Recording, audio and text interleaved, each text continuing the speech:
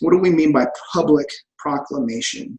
Well, we mean all the various forms of proclamation that take place in the public. And so we're talking about what is given to the whole local church, with exemption to the authoritative herald. And so the whole local church may be involved in prayer stations, in abortion clinic ministry, in Walmart outreach, in tract evangelism, at pride events, or all of the other creative ways that a local church can get involved in its community.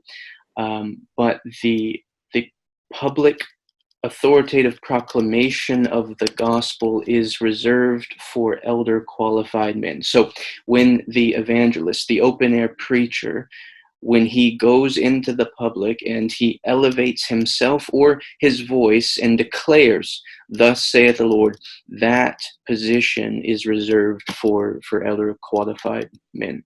Yeah. We run into this tension because we as a church we are constantly working to develop our men.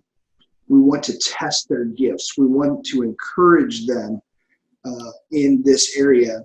And so I will ask men I will challenge them to move a little farther than they have before. And some men I have asked to preach, not in a pulpit, but to open air preach. And I consider I don't ask a man that I don't feel is qualified.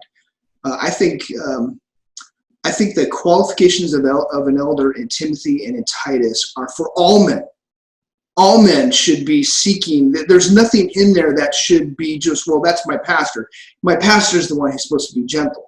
My pastor is the one who's supposed to have a good reputation with those outside the church. But I can have no, that's not how it works. All men, even our young men, our children, we are training them for this. Paul has set forth a godly man who is exemplary, who's somebody we should be able to look to.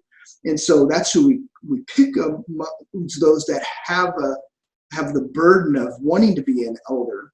We're not saying that the person, the herald, has to be an elder, right? But he must be of the character of an elder. And those that observe his life recognize those things. So we test men all the time, and some men are ready or not ready, and it's harder to do that. But public proclamation, as you said, is public in its proclamation. And proclamation can happen with the giving of a gospel tract. Proclamation can happen with, as you're at a prayer station, a young lady is sharing the gospel with somebody who has stopped in for prayer, and she's explaining that to them. Proclamation happens at work. And proclamation is declaring what God has done to save man, what your condition is, and what Christ has done to reconcile you, and what what's required of you.